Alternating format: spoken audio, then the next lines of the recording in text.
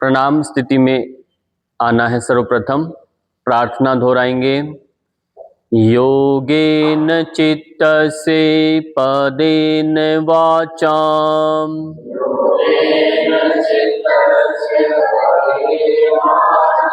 मलं शरीरस्य च वैद्यकेन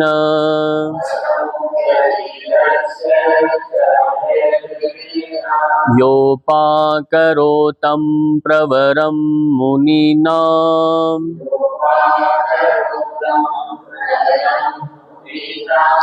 पतञ्जलि प्राञ्जलिरानतोऽस्मि।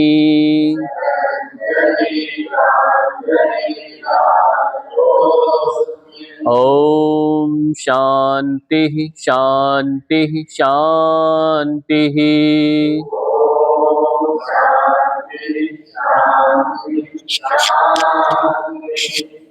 विश्राम दे देंगे। मुट्ठियां बंद करके अपने ही स्थान पर धीरे धीरे से सिंपल जॉगिंग करना प्रारंभ करें। कुछ नहीं करना, सिंपल जॉगिंग करें। और आज का विषय है कुबड़ापन जो होता है। कभी आपने देखा बहुत बड़ी उम्र हो जाती है तब हम आगे की ओर झुक के चलते हैं, वो फिर उसको हम प्रौढ़ अवस्था बोलते हैं। आगे बिल्कुल ही अत्यधिक जब वृद्ध हो जाते हैं व्यक्ति, एक सामान्यतः ये उस समय की स्थिति होती है, कुबड़ापन हो जाना। अब ऐसी कूब जब निकल जाए, ऊंट की कूब देखी आप, ऊंट जो होता है उष्ट्र, ऊंट के भी ऊपर एक कूब रहता है। उस कूब, वो तो एक उसका नेचुरल है, उसका एक जीवनी शक्ति है, उसका एक इम्यूनिटी सिस्टम है वो, तो वैसा कूब तो अलग तरीका है। पर ये जो ऐसा कुबड़ापन है उसमें हम कौन कौन से अभ्यास कर सकते हैं, ये क्यों होता है, इसके लक्षण क्या है, ये सब आज हम जानेंगे। बहुत ज़्यादा अभ्यास इसके नहीं है, सरल अभ्यास है। इसमें अवस्था से कोई ज़्यादा विशेष इसमें अंतर नहीं पड़ता। छोटी उम्र में भी कई बार आ जाता है। सामान्यतः ये 40 उम्र के बाद ये धीरे धीरे रोग दिखने लगता है। अब इसमें होता क्या है, यदि हम इसके कारणों की बात करें तो मोस्टली इसके अंदर है कि खड़ने का और बैठने का पोस्चर सबसे बड़ा इम्पोर्टेंट होता है। हमारा स्ट्रक्चर जो ढांचा है वो गलत तरीके से खड़ रहा है, गलत तरीके से बैठ रहा है वो। और शरीर का एक प्रमुख अंग है, उसका नाम है रीढ़ की हड्डी। रीढ़ की हड्डी बिल्कुल सीधी रहती है तो ये बोलने में आता है रीढ़ की हड्डी सीधा, पर रीढ़ की हड्डी सीधी नहीं होती। यदि आप इसको देखेंगे, ये एस की तरह बनी होती है। यदि आप ऐसे देखेंगे, पहले ऐसे रहेगा, फिर ऐसे घूम करके नीचे से ऐसे आएगा, यानी एस बना रहता है ऐसे हल्का सा। रीढ़ की हड्डी यहाँ से पहले बाहर निकलेगी, ऐसे बाहर आएगी, फिर अंदर होकर के नीचे आएगी। अब जब इसमें होता क्या, रीढ़ की हड्डी अपने स्थान से उभर करके बाहर निकल जाए ज्यादा, ठीक है, जब उभर के बाहर निकलेगी तब रोग उत्पन्न होता है, शरीर में दर्द आता है। ऐसे ही चाहे सर्वाइकल की समस्या है तब भी रीढ़ की हड्डी उभर के बाहर आ जाती है। इसलिए सामान्यतः पुराने लोग कहते हैं कि रीढ़ की हड्डी आपकी दिखाई नहीं देनी चाहिए। यदि कमर में रीढ़ की हड्डी दिखाई देती है तो व्यक्ति स्वस्थ पूर्णता से नहीं मानते। कारण क्योंकि वो कभी भी विकृति उसमें आ सकती है, कोई उसको पंच कर सकता है, चोट लग सकती है। तो हमारा रीढ़ की हड्डी, उसके अंदर पूरा शरीर की सारी शाखाएं जुड़ी रहती हैं, बहुत अंदर बारीकी से ये काम चलता है, तो वो कहीं ना कहीं डैमेज हो जाता है। विश्राम दे दीजिए। तो पहला तो पोस्चर है कि आपको खड़ने की प्रॉपर स्थिति, यदि खड़ते हैं तो खड़ने में कैसे खड़ना, सरल एक सामान्य नियम बताता हूं। पाँव में जो अंतर है कितना लेना, कंधों जितना अंतर कम से कम। यदि आप चाहें लंबे समय तक खड़े रहना है तो कंधों के समान अंतर ले सकते हैं। कंधों से जब बाहर जाता है तो ये ग्रेविटी का यहाँ पर अंतर आएगा, क्योंकि बाहर निकल गए। यदि बिल्कुल इसको 90 एंगल में रखेंगे और पंजों को बाहर ऐसे करेंगे तो घुटनों में दर्द आएगा। घुटनों में जिनके दर्द है वो अंदर, बल्कि अंदर की तरफ थोड़ा कर सकते हैं, ऐसा खड़ सकते हैं, नहीं तो बिल्कुल सामान्य ऐसे पैर सीधा रखेंगे। ऐसा रखने से आप कभी महसूस करो सीधे खड़े हैं, आपको पता ही नहीं चलेगा पाँव को कि आप खड़े भी हैं। जब हम रिलैक्स होकर ऐसे खड़ते हैं तो बल्कि इसमें ज़्यादा बल पड़ता है एक पाँव पर। जब हम ऐसे खड़ते हैं या पाँव में ज़्यादा अंतर लेके खड़ते हैं, ऐसे कुछ भी खड़ते हैं, तो ये जो पोस्चर है आपका बिगड़ने से इसमें ज़्यादा विकृति आती है। खड़ना है, जैसे आपने देखा कोई भी गनमैन होता है, कमांडो है, किसी का बॉडीगार्ड होता है कि नहीं, वो कैसे खड़े रहेगा, वो कभी भी ऐसे नहीं खड़ेगा। क्यों? क्योंकि उससे पोस्चर बिगड़ता है, पोस्चर के साथ साथ उसके शरीर में आलस भी आता है, अलर्टनेस जो होती है वो खत्म हो जाती है। जितना हम अवेयर रहते हैं वो बिल्कुल सीधा ऐसे, तो वो सीधा पोस्चर में एक आपने आदत डालनी है कि आपने खड़ने का पोस्चर सीधा रखना है। चाहे फिर आप कुर्सी पर बैठें तब भी पाँव में अंतर उतना ही रखें, कोशिश करें बार बार पैरों को ज़्यादा फोल्ड करके न रखें, तो उससे भी हमारा पोस्चर बंद होती है, हमारी नसें, पाँव की ब्लड सर्कुलेशन। तो इनको खुला रिलैक्स रहने दीजिए। और थकान होती है बात अलग, रात्रि को सोते हैं तब भी हम पैरों को क्रॉस करके नहीं सोते, पैरों को शवासन की तरह बिल्कुल रिलैक्स करके सोते हैं। हाथों को ऊपर करके सोना है, कंधों को ढीला करके सोना है। ये तो खड़ने की बात बताई, इसके पीछे विज्ञान क्या है। जैसे छोटा बच्चा आपने देखा, जब छोटे बच्चे के पैर बिल्कुल गोल गोल होते हैं, ठीक है, वो चल नहीं पाता, अब चलता नहीं है, तो अब वो चलने लगता है तो उसका कोशिश होता है कि पैर वो पहले अंदर की तरफ ऐसे चलता है, अंदर घूम जाएंगे, वो ऐसे नहीं चलेगा पैर, ध्यान रहना ये, वो हमेशा पैरों को अंदर की लेके ऐसे पैर रखने की कोशिश करता है। धीरे धीरे जब बड़ा होने लगता है उसके पैर धीरे धीरे खुलने लगते हैं और फिर हम बहुत चौधरी बन जाते हैं, पैरों को बिल्कुल खोल लेते हैं, ऐसे पूरे ऐसे ऐसे चलने लगते हैं। ऐसा चलने से हमारे पाँव की ये कार्टिलेज, घुटनों में दर्द जल्दी आने लगता है। ऐसा चलना ठीक नहीं है, पैरों को खोलना, पैर सीधे रहे। कभी आप आर्मी पुलिस में देखिए, जो पैर सीधे ऐसे चलते हैं उन्हीं को रखते हैं, घुटने मिल रहे हैं ऐसे चल रहा है तो उसको नहीं लेते। कारण क्योंकि वो लंबी रेस का घोड़ा नहीं है, आगे कभी भी वो टूट सकता है, गिर सकता है, बीमारियां हैं उसके अंदर।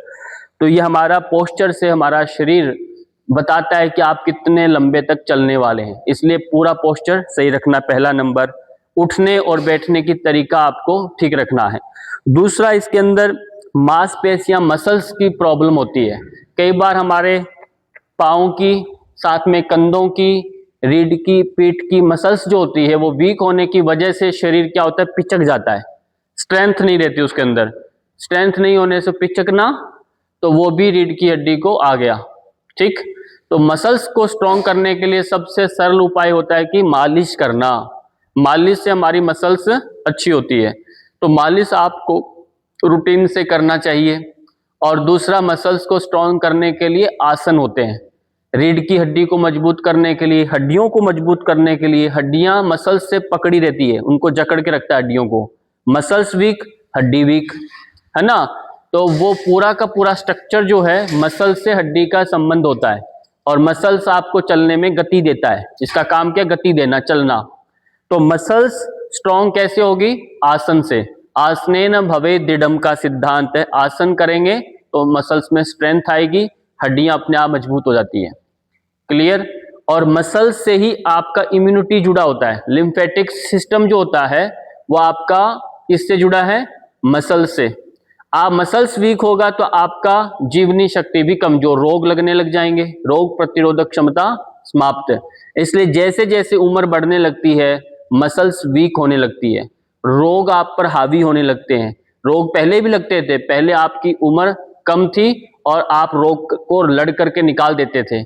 कोई पुराना रोग लगा हुआ था, कंधे में दर्द, बुढ़ापे में उभर कर आ जाता है। क्यों? अब उसका राज आ गया, क्योंकि अब शरीर लड़ नहीं सकता। क्लियर। तो ये ध्यान रखना है, मसल्स के ऊपर आपने काम करना है। जब हम लेटते हैं, बैठते हैं, आप ये मत समझिए मेरे को तो क्या करना है, आराम खूब लेना है, तो ये आराम आपको नुकसान देगा, ये आराम नहीं है। अगला इसमें कारण मुख्य रहता है बढ़ती उम्र। बढ़ती उम्र भी कारण होता है। ये जैसे बताया 40-50 के बाद, यदि ये तो कम बताया, 40-50 मतलब 50 तो आधी उम्र ही है, इसके बाद आगे जाकर के यदि आते हैं, उत्तरार्ध में जाते हैं जीवन के, तब ये समस्याएं एक स्वाभाविक रूप से आने लगती हैं। और आपने देखा भिलनी के बेर जब राम जाते हैं तो भिलनी आती है ना, कैसे नीचे इतनी बूढ़ी हो चुकी होती है वो कि बिल्कुल झुक के चल रही होती है, यानी कूब निकल गई उसकी। तो ये बहुत बुढ़ापा प्रदर्शन करता है कि आप बूढ़े हो गए हैं, अब सीधे नहीं हो पा रहे। ठीक है, जैसे हम गर्भावस्था में ऐसे सिकुड़ के रहते हैं ना, ऐसा ही वापिस हमारा जीवन गर्भावस्था में सिकुड़ने लगता है। अब नेक्स्ट इसमें रहता है कि आपका अनुवांशिक, फैमिली में भी कोई किसी को समस्या है तो कारण। दूसरा होता है जन्म विकार। जन्म विकार से अभिप्राय जन्म से ही आपका पोस्चर सही नहीं है। ठीक है, जन्म से ही आपका बॉडी का स्ट्रक्चर जो है वो थोड़ा सा टेढ़ा मेढ़ा बन गया, या सोते समय बच्चे सॉफ्ट उसका खांचा ढांचा जो होता है ना बनावट के दौरान ही गड़बड़ हो गया, तो एक बड़ा कारण होता है। उसे ठीक करना थोड़ा मुश्किल हो जाता है। जो जन्म से मैन्युफैक्चरिंग जब बिगड़ती है ना, वो रोग डॉक्टर ठीक नहीं कर पाते जल्दी से, बाद की जो दिक्कतें ठीक कर सकता है। तो अगला है रीढ़ की हड्डी के ऊपर यदि कोई चोट लग गई हो, या रीढ़ की हड्डी में कई बार हड्डियों में भी टिप भी हो जाती है, तो उसकी वजह से भी कई बार दर्द होता है, झुक नहीं पाते, ऐसे पीछे नहीं हो पाते, या विटामिन डी की, कैल्शियम की कमी, ये मुख्य आपके कारण होते हैं। ये भी जान लेना जरूरी है कि अभ्यास हम करेंगे पर ये हैं तो इसको भी ठीक करना है। चलिए, अब खड़ने में एक अभ्यास है, वो है ताड़ासन, जो हम अक्सर करते हैं। ताड़ासन का बड़ा महत्व है। खड़ना है सीधा, और खड़ने के बाद श्वास लेते हुए धीरे धीरे हाथों को ऊपर लेकर जाएं। श्वास छोड़ दिया, हथेलियां आसमान की ओर हैं, फिर श्वास भरेंगे। जिनको भी ये गर्दन का, कंधे का और कुब का यदि ऊपर अपर जो है रीढ़ की हड्डी का प्रॉब्लम है, तो हाथ इसके कान के बाजुएं स्पर्श नहीं होती। बाजुएं स्पर्श होती हैं तो वो हाथ आगे रहेंगे, पीछे नहीं जाएंगे। ठीक है, आपके हाथ आपके स्पर्श कराना है, और कोशिश करना हाथों को हल्का सा क्या करना, पीछे की ओर धक्का लगाना है, पीछे की ओर धक्का देना है इस तरह से। तो उससे आपका रीढ़ की हड्डी अंदर जाएगा। बाजुएं खींच के रखना है, पेट अंदर रहता है, पूरे अच्छे से अंगड़ाई लेना है, ये आपको ध्यान देना। ऐसा करने से कंधे का दर्द भी जाएगा और साथ साथ में रीढ़ की हड्डी से जुड़ी समस्या दूर होगी, रीढ़ की हड्डी खिंचाव में आएगी। विश्राम दे दीजिए। इसको आप दिन में 1 बार 2 बार कर सकते हैं। सोने से पहले भी आप चाहें तो अंगड़ाई ले, नहीं तो उठते समय तो जरूर लेना ही अंगड़ाई। अच्छे से अंगड़ाई लेके ही करवट लेके उठना है, बैठना है। और जब कुर्सी पर बैठे हैं, ऑफिस में लंबे समय तक काम करते हैं, तब भी आप बैठे बैठे ऑफिस में भी कुर्सी पर ऐसे अंगड़ाई ले सकते हैं। खूब अच्छे अंगड़ाई लेते वक्त 15 से 20 सेकंड होल्ड करें। तो ये एक अभ्यास है। और इससे पहले कुछ अभ्यास कर सकते हैं, वो है ब्रीदिंग के अभ्यास, ताकि फेफड़ों के लिए पाँव में हल्का सा अंतर लेना है, और दायां हाथ आगे से पीछे की ओर घुमाओ ऐसे गोल गोल, ताकि फेफड़े ठीक हो, कंधे ठीक हो, सर्कुलेशन ठीक हो जाए। धीरे धीरे आगे से हाथों को पीछे की ओर लेकर जाएं। यह अभ्यास ताड़ासन से आप पहले कर लेंगे। ये जो अभ्यास मैं अभी करा रहा हूं, ये ताड़ासन से पहले करेंगे। और बदल के दूसरे हाथ से करें। ध्यान देना है, जैसे हम बॉल फेंकते हैं वैसा नहीं चलाना, आगे से पीछे की ओर हाथ को घुमाना है, जिससे कंधे का दर्द न उठे और आपकी रीढ़ की हड्डी उभर के बाहर ना आए, बल्कि वो अंदर की ओर जाए। दूसरा अभ्यास है गर्दन का। गर्दन का भी अभ्यास में केवल गर्दन दाएं करेंगे, बाएं करेंगे, फिर बीच में आकर के गर्दन को पीछे करेंगे, फिर बीच में आएंगे, गर्दन को दाएं करें और बाएं करें, बिना झटका दिए, और गर्दन को पीछे करें। न तो गर्दन आपको गोल गोल घुमाना है, न गर्दन को आगे की ओर झुकाना है। इस बात का ख्याल रखना है। गर्दन का अभ्यास से आप प्रारंभ कर सकते हैं। प्रारंभ गर्दन से किया, थोड़ा हल्का सा वार्म अप हल्का सा करने के बाद गर्दन को ऊपर किया, पीछे की ओर लमकाना, दाएं किया, बाएं किया, फिर हाथों का किया, उसके बाद आसन पर आना है आपने। विश्राम दे दीजिए, अपने स्थान पर बैठ जाओ। समय हो तो उसके पहले भी आप हाथों के कुछ अभ्यास है ब्रीदिंग के। श्वास भरते हुए हाथों को ऊपर ऐसे ले जाना, श्वास छोड़ते नीचे आना, श्वास भरते ऊपर जाना, इसको भी आप ऐड कर सकते हैं। बाकी बैठने में कुछ ज़्यादा अभ्यास नहीं है। और पहला आसन यदि हम खड़ने का किया ताड़ासन है, तो बैठने के अंदर मार्जारी आसन है, एक उष्ट्रासन है। मार्जारी और उष्ट्रासन। मार्जारी आसन में बिल्ली, आपको बिल्ली के बारे में ज्यादा मालूम है कि नहीं मालूम नहीं है मुझे। बिल्ली को यदि आप यहां से इतनी ऊंचाई से भी उल्टा करके इसके आप छोड़ेंगे ना, तो इतनी स्पीड से वो घूम करके नीचे सीधे ही पैर रखेगी। वो कभी बच्चे को उठा के आप फेंकना उसको, और नहीं तो आप हाथ में ऐसा लेकर के भी आप इसको गिराएंगे तो तुरंत घूम जाती है। उसमें ट्विस्ट करने की, कमर में इतनी फ्लेक्सिबिलिटी होती है उसके, और तुरंत वो आ जाती है। तो मार्जारी आसन जो होता है, ये केवल इतना ही नहीं है, उसके पंजों की बड़ी ताकत होती है। पंजों में दिखते बड़े सुंदर है, पर अंदर उसके अंदर छुपे रहते हैं पंजे उसके, है ना। पांव जो होते हैं उसके अंदर एक आक्रामक जो नाखून जो होते हैं वो अंदर होते हैं, दिखते नहीं है वो।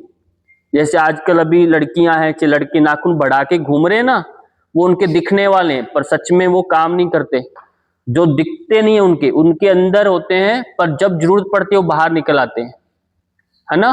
तो ये एक आक्रामक। अब इतना ही नहीं है, उनके पाँव में, हाथों में ग्रिपिंग बहुत अच्छी होती है, पकड़ बहुत अच्छी होती है। किसी को पकड़ ले छोड़े नहीं, है ना। तो उनका जबाड़ा बहुत मजबूत होता है, रीढ़ की हड्डी का स्पाइनल बहुत मजबूत होती है, फ्लेक्सिबल होती है।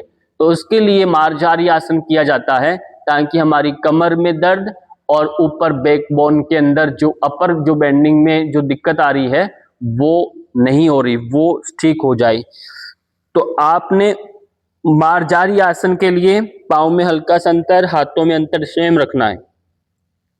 ऐसा रखने के बाद कमर आपकी सीधी है, और फिर श्वास भरते हुए, ध्यान देना है, भरते हुए जाएंगे, कमर को ढीला छोड़ देंगे, और श्वास लेते हुए धीरे धीरे ऊपर गए, कमर को ढीला छोड़ दिया, श्वास फिर छोड़ते हुए जाएंगे, और मूल बंद लगाना, नाभि को देखें या ठुड्डी को कंठकूप के लगाएं, और कमर को बीच में से ऊपर उठा दें। ये वाला अभ्यास आप सरलता से करें, कूप ऊपर से ऑलरेडी निकला है, पर आपको चल करके मूवमेंट देना उसे। कमर को ढीला छोड़ें और ऊपर देखें, जितना देख सकते हैं ऊपर देखना। इस अभ्यास में या रूटीन में भी हमें ज्यादा नीचे देखने की आदत जो होती है वो इस रोग को बढ़ाता है। ये आप 3 से 5 बार इस क्रम को दोहरा सकते हैं अभ्यास के। विश्राम दे देंगे। विश्राम दे करके सामान्य वज्रासन में ऐसे बैठ जाएंगे। वज्रासन में बैठने से और हाथ को ऐसे रख करके आप यदि ऊपर देखते हैं तो रीढ़ की हड्डी तुरंत अंदर से मुड़ जाएगी। ठीक, हाथों को ऐसे नीचे करके ऐसे बैठने से नहीं, हाथ सीधे करें, कोहनी सीधी करें, और फिर आप हल्का सा ऊपर देखें। ऐसे ऐसे देखते ही आपकी कमर को आराम मिलेगा। यह अभ्यास आप साथ में करेंगे, और इसके बाद आप जाएंगे उष्ट्रासन में। ऊंट जो होता है, ऊंट की भांति हमारी गर्दन तो लंबी हो, इसमें गर्दन आखिर क्या होता है, छोटी हो रहती है, और गर्दन से जुड़ा गले से ऊपर का जो पीछे जो एटलस जो ऊपर की हमारी हड्डियां रहती हैं, पूरा जो हड्डियां रहती है, कितनी 32 मन के पूरे नहीं होते, लास्ट में कुछ जुड़ जाते हैं, 27 हमारे मन के इधर वर्टिब्रास के रहते हैं। तो अब इसमें ऐसे जब करते हैं, जहां आपका गर्दन जिस पर एटलस पहली वाली हड्डी पर टंगा हुआ है, वो यहां पर ऐसे करने से उसे काफी आराम मिलता है। ये किया तो अब उष्ट्रासन करेंगे तो कंधों को पीछे करना।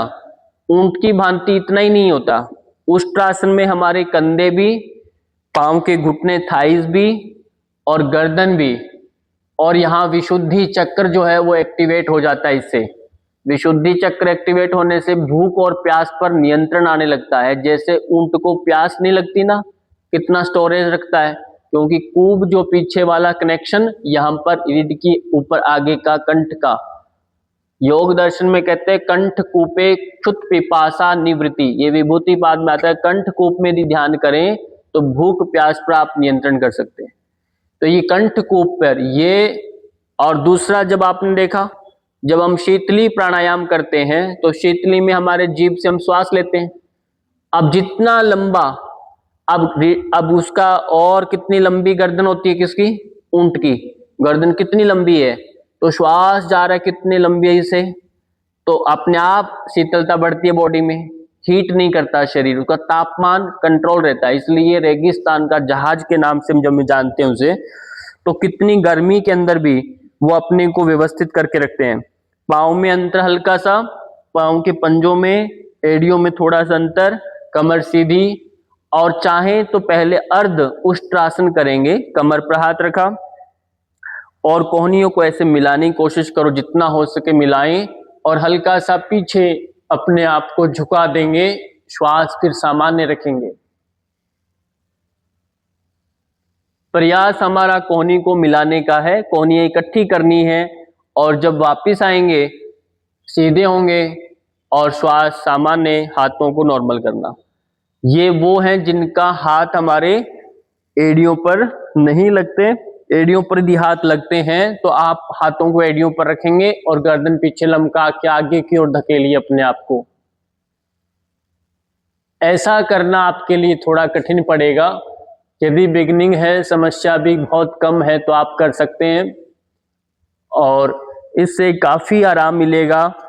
प्रारंभ में हो सकता है हल्का सा चक्कर बने, पर ये चक्कर जो होता है वो वाला चक्कर नहीं होता, इसमें धीरे धीरे अपने आप ठीक हो जाएगा। अब जैसे ही आप करते हैं ये, अब इसमें आगे झुकें, इतना ऐसे अपनी कोहनी को रखें, पंजों को हाथों उंगलियां खोल दें और केवल ऊपर देखेंगे।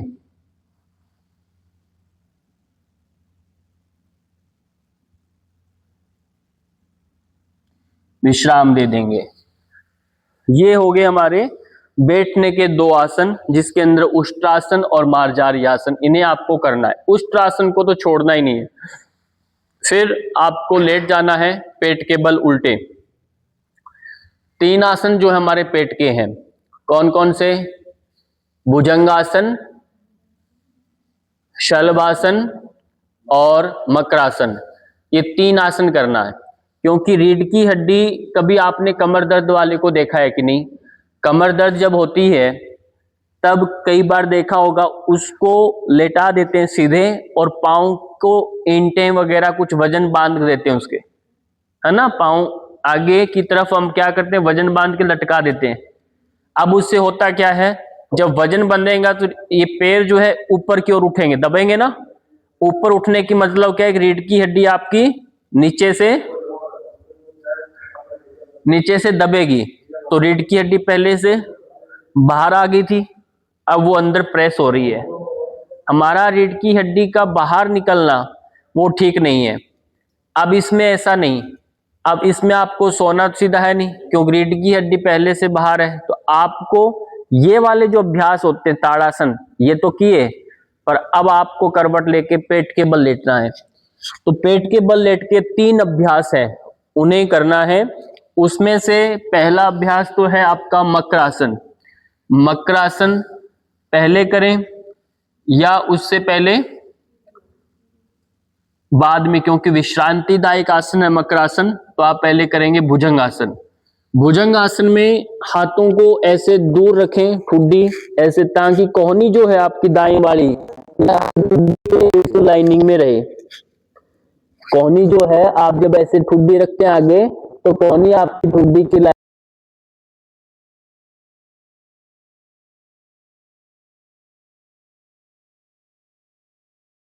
कोहनी को उठा देंगे और अपने आप को पीछे की ओर ऐसे धकेलेंगे।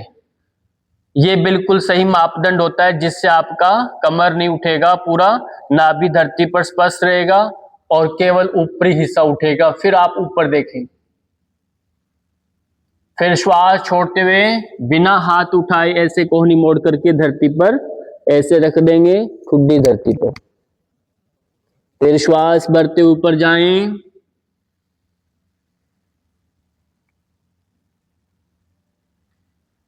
श्वास छोड़ते हुए धीरे धीरे नीचे आना। तो इस प्रकार से आप अभ्यास दोहराएंगे। अब अभ्यास के अंदर क्या करना, अब जैसे आप जा रहे हैं ऊपर गए, आप चाहें तो कोहनी को ऐसे रखेंगे नीचे, और आप चाहें हाथों को थोड़ा और पीछे करें। कितना, आपकी कोहनी बिल्कुल 90 डिग्री पर आ जाए, ऐसे ये 90 डिग्री पर आ जाए, इस प्रकार से आप पोस्चर बना लेंगे।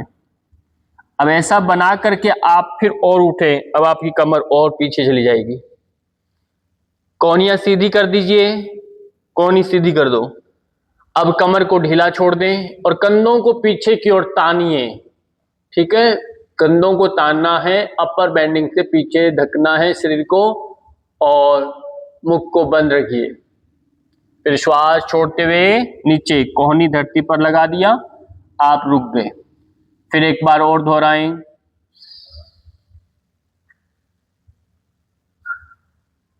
श्वास भर के गए, पर अंतिम में श्वास छोड़ देना, कंधों को, कमर को ढीला, विश्राम दे दें। अब यहीं से ठुड्डी लगाएं, दोनों हाथ थाइस के नीचे रखें। अब कर रहे हैं शलभ आसन। शलभ आसन एक कीट है, उसकी भांति, और शलभ यानी लोअर बैक के अंदर यदि कोई विकृति है तो उसको ठीक करने का काम करता है। एक एक पांव को पहले उठाओ, दाएं पांव को ऊपर उठाइए, सांस भरते हुए, करवट नहीं लेने देना, अपने शरीर बिल्कुल सीधा।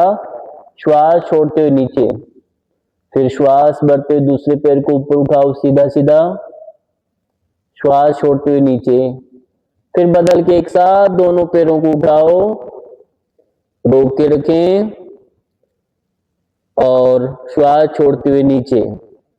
एक बार और दोहराएं, श्वास भरते हुए,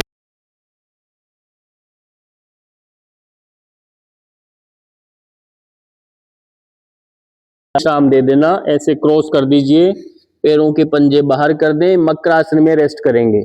मकरासन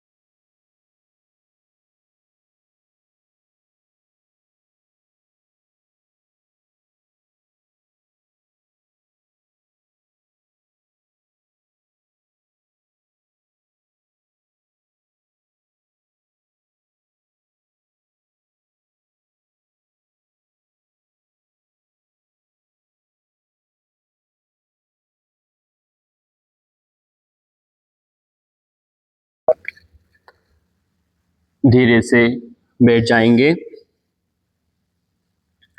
आराम से बैठ जाइए, या करवट लेके धीरे से वैसे बैठ जाइए, किसी भी ध्यानात्मक आसन में बैठ जाओगे। इसमें बहुत ज्यादा प्राणायाम भी नहीं होते, क्योंकि जब कोई वात से जुड़ा कोई विकृति आती है, क्योंकि कुल मिलाकर के वात से ही प्रकोपित रोग होता है ये, और ये पूरा जो हड्डियों में कहीं जोड़ों में दर्द आता है तो वात प्रकोपित रोग होता है। इसी से संधिवात रोग जिसे हम कहते हैं, अर्थराइटिस, फिर धीरे धीरे ये करवट लेके बन जाता रोग ये। अब इसमें जो शरीर में अग्नि को बढ़ा दे, ऐसे अभ्यास नहीं करते, है ना। हाँ, एक अभ्यास इसके अंदर किया जा सकता है, वो है सूर्य भेदी प्राणायाम का। वो सूर्य भेदी है, सूर्य अनुलोम विलोम, कपाल और ये भस्त्रिका नहीं करते। तो सबसे अच्छा है इसके अंदर आपने दीर्घ श्वसन करना है। पहले गहरी श्वास प्रश्वास करने का अभ्यास क्रम करेंगे। लंबी गहरी श्वास लीजिए, और लंबी गहरी श्वास आपने छोड़ देना है। तो ये गहरी श्वास और प्रश्वास रक्त के प्रवाह को प्रभावित करती है। रक्त का प्रवाह ठीक होगा तो इसका अभिप्राय ये है, जो हमारा रीढ़ की हड्डी रहता है, रीढ़ की हड्डी में एक मज्जा होती है जिसे हम बोन मैरो जो हम कहते हैं। मज्जा से हमारे शरीर में रक्त कोशिकाएं जो होती हैं, रक्त कणिकाएं हैं, उनको बल मिलता है, वहीं से उनका निर्माण होता है।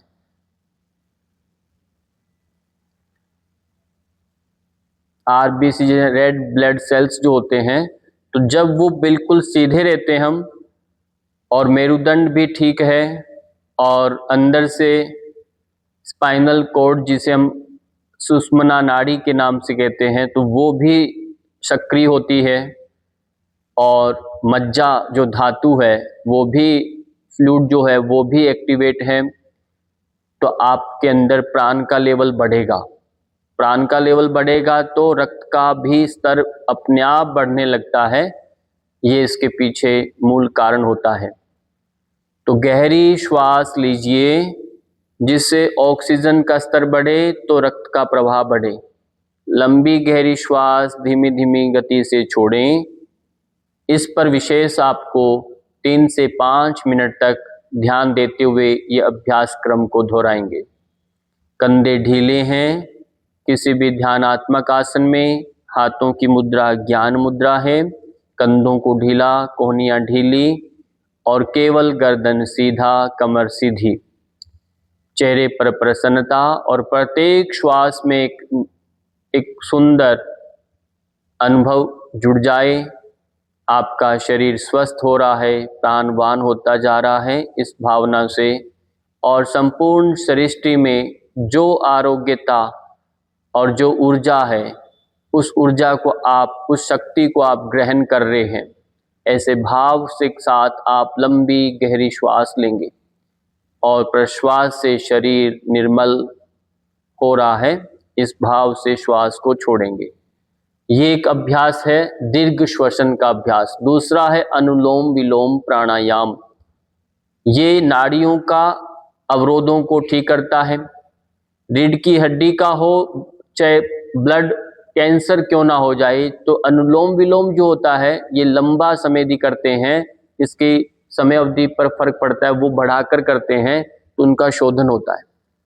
रक्त की विकृति का मतलब कि शरीर में भारीपन, शरीर में आलस्य। इसलिए ऋषियों ने कहा कि नाड़ी का शुद्धिकरण होना चाहिए। नाड़ियां शुद्ध जब हो जाएंगी तो प्राण का स्तर भी अपने आप गिर जाता है। और जब श्वास व्यक्ति ज्यादा लेता है, स्पीडली लेता है, इसके पीछे कारण नाड़ियां शुद्ध नहीं है।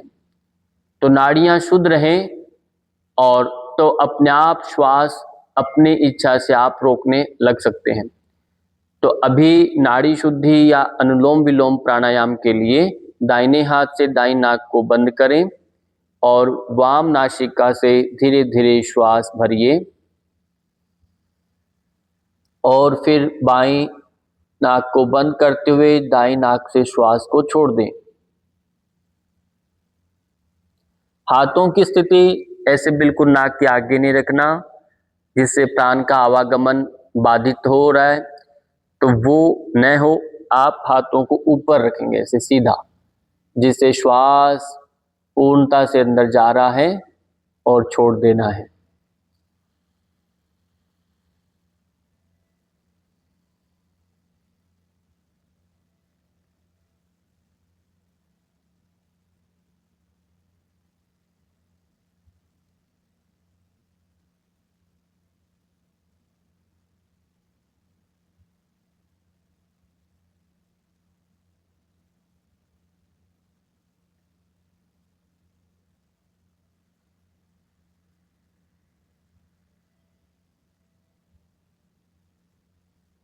पूरा ध्यान श्वास पर। जब श्वास ले रहे होते हैं तो उस समय शीतलता का अनुभव करें। जब श्वास छोड़ रहे होते हैं तो उष्णता, गर्माहट का स्पर्श को अनुभव करें। ये यदि आप ध्यान बनाते हैं तो श्वास आपका और गहन और मंद, और ध्यान भी और गहन होता जाएगा। अनुलोम विलोम का जो मुख्य प्रयोजन है वो सिद्ध होने लगेगा कि आपका शरीर का तापमान भी इससे नियंत्रित होगा।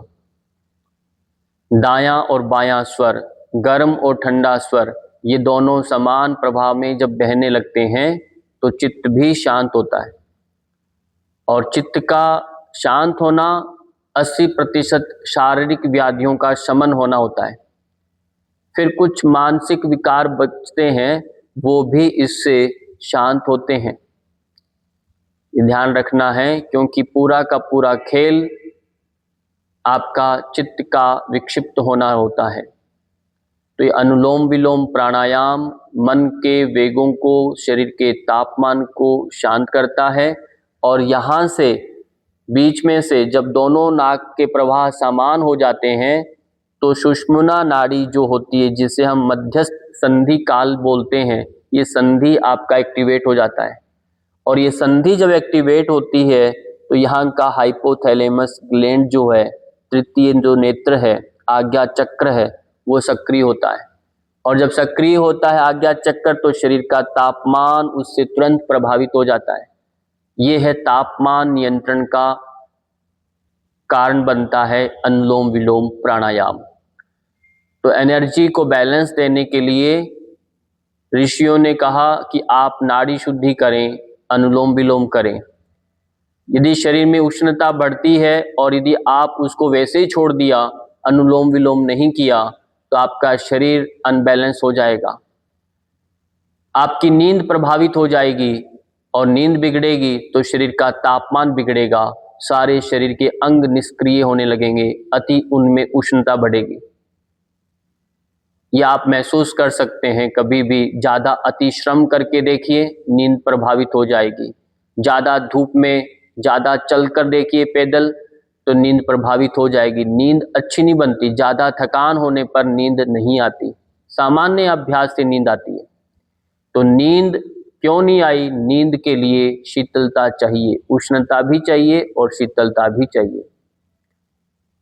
इसलिए जवानी में नींद ज़्यादा आ जाती है क्योंकि शरीर में उष्णता है, और बुढ़ापे में उष्णता धीरे धीरे कम होने लगती है, तो नींद भी प्रभावित हो जाती है।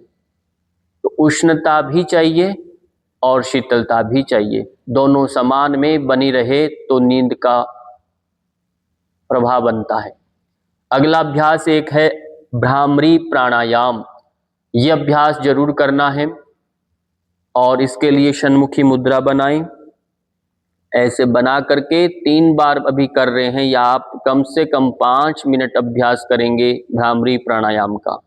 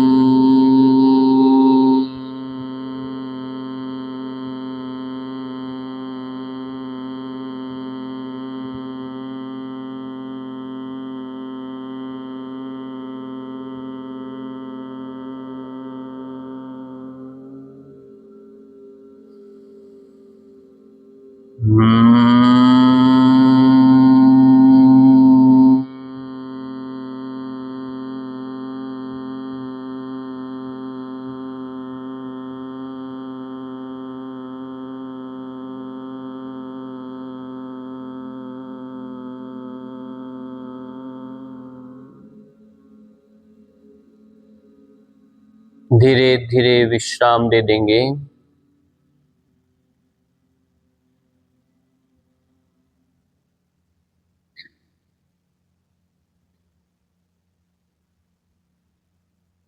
आंखें हल्की सी मूंद लें और 1 मिनट के लिए मौन रहें। कंधों को ढीला छोड़ दें और शरीर में जो भी परिवर्तन हुआ उसे अनुभव करें।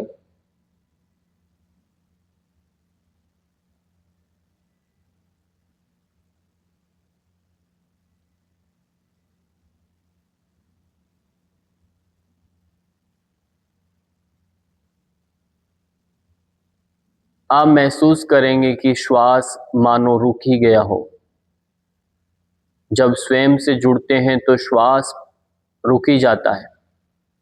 श्वास लंबा गहरा नहीं चलता, बहुत अपने आप मंद हो जाता है।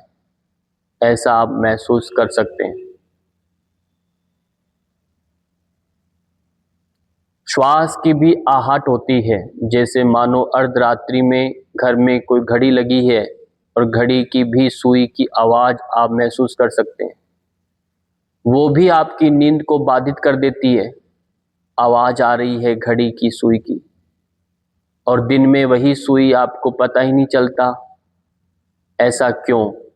ये नाद जो है, ये गहन, जब हम शांति में उस मौन में उतरते हैं तो शरीर के सारे जो अनैच्छिक क्रियाएं आपके अंदर चल रही होती हैं वह आप महसूस करने लगते हैं।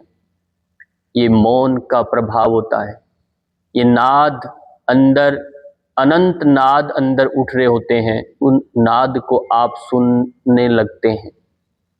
ये अनाहत नाद है,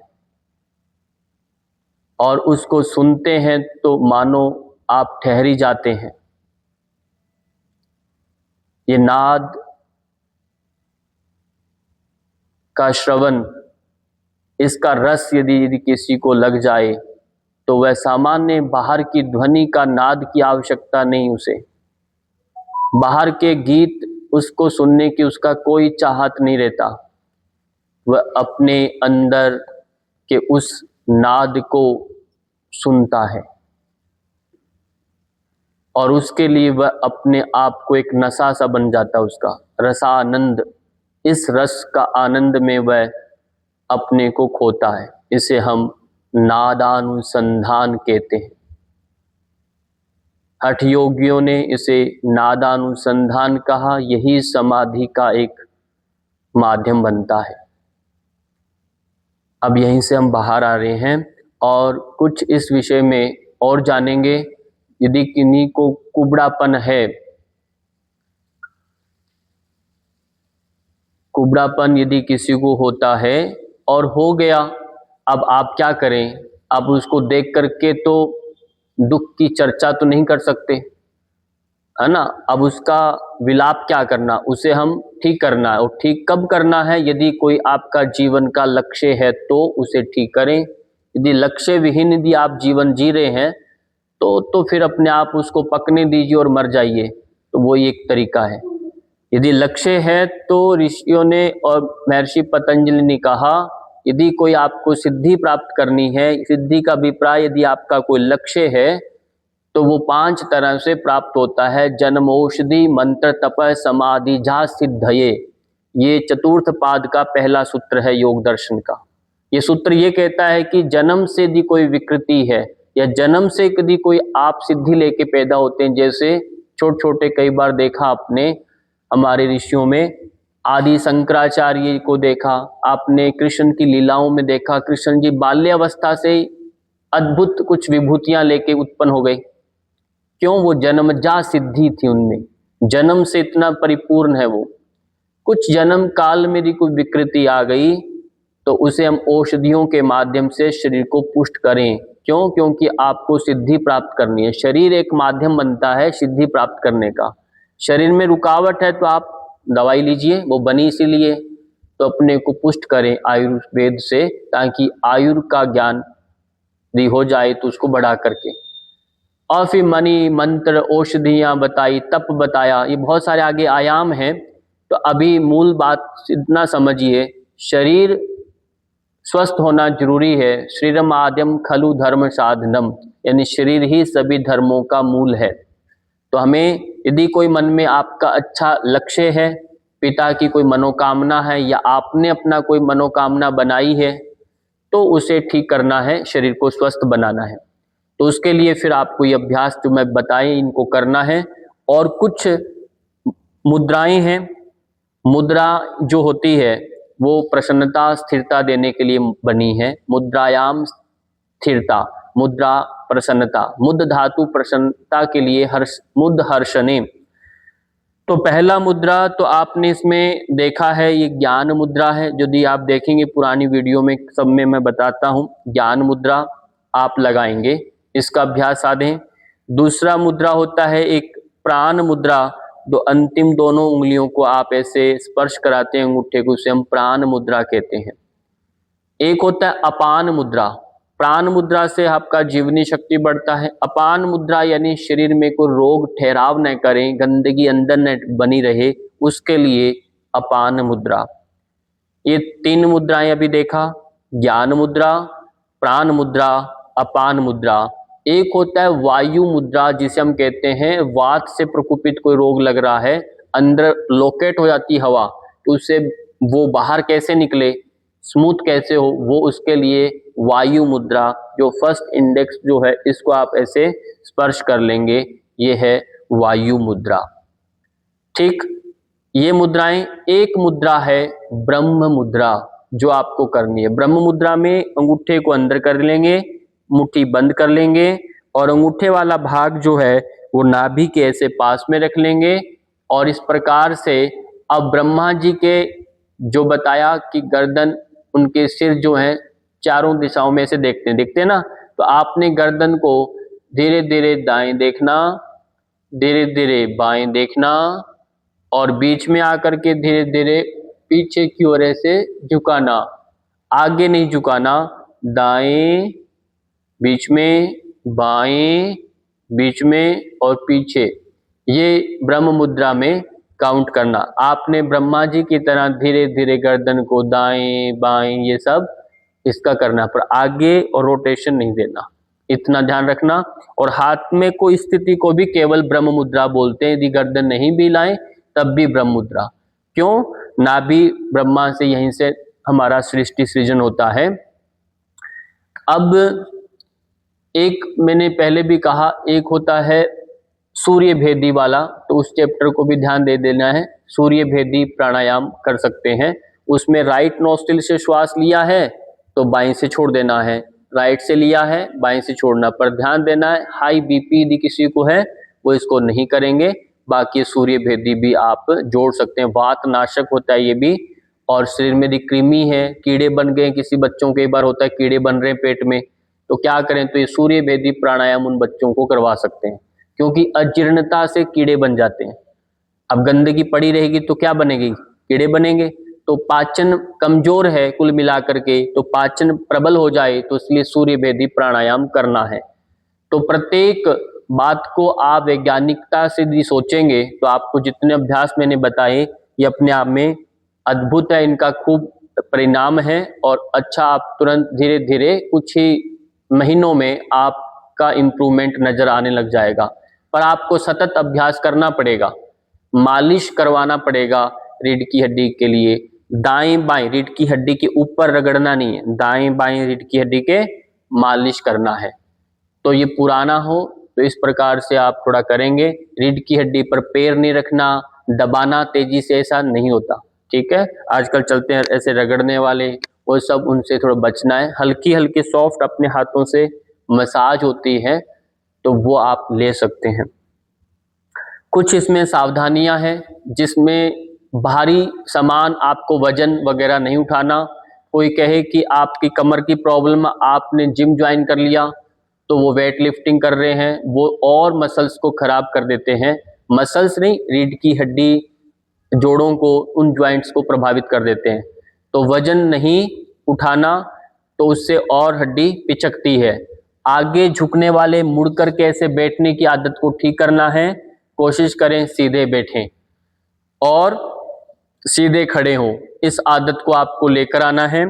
और यदि बहुत ज़्यादा गंभीर स्थिति बनती है तो उसमें ऑर्थोपेडिक डॉक्टर होता है हड्डियों के, उनसे संपर्क करें, या फिजियोथेरेपिस्ट डॉक्टर होते हैं उनसे संपर्क करें, ताकि कहीं आपका रोग धीरे धीरे, आप कहीं पेन किलर खाते खाते अपना जीवन यात्रा पूरी कर रहे हो, ऐसा ठीक नहीं होता। तो वो एक इमरजेंसी है, उसके बाद अपना प्रॉपर इलाज लीजिए। और जो मैंने अभ्यास बताए ये सब वैकल्पिक चिकित्सा है, इसे यदि आप अपनाते हैं तो आप भी उससे ठीक होते, क्योंकि ये फिजियोथेरेपी की तरह ही सारे अभ्यास काम करते हैं। इससे अलग से कोई हड्डी की दवाई नहीं होती, कोई डॉक्टर के पास ये कह दे कि मेरे को कमर दर्द है, डॉक्टर ठीक कर दे, ऐसा डॉक्टर भी लेकर आइए। घुटने के दर्द ठीक कर दे ऐसे डायरेक्टली। हड्डियों का कोई अलग से इलाज नहीं होता। जोड़ों में कहीं इनमें केवल एक मालिश होती है और आराम होता है। यदि ये नहीं करेंगे तो डॉक्टर इसको ऑपरेशन ही करेगा।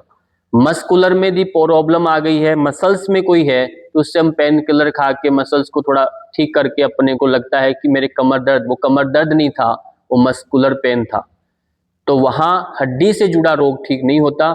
इस बात को स्पष्टता से समझ लीजिए। जिनको भी हड्डी जोड़ों के दर्द आते हैं तो उनके लिए मालिश करें, ये सबसे रामबाण होता है। और आराम करें, उठक बैठक कम लगाएं और ज़्यादा दौड़ धूप कम करें और आराम से घर में रहा करें। तो ये उसका प्रॉपर इलाज होता है। तो इसी के साथ हम विश्राम लेंगे और नेक्स्ट सेशन में फिर मिलेंगे। सबसे अब अंतिम में क्या करना, विश्व कल्याण प्रार्थना करेंगे। सर्वे भवन्तु सुखिनः, सर्वे सन्तु निरामया, सर्वे भद्राणि पश्यन्तु, मा कश्चित् दुःखभाग् भवेत्। ओम शांति शांति शांति। सबको प्रणाम, धन्यवाद, नमस्कार।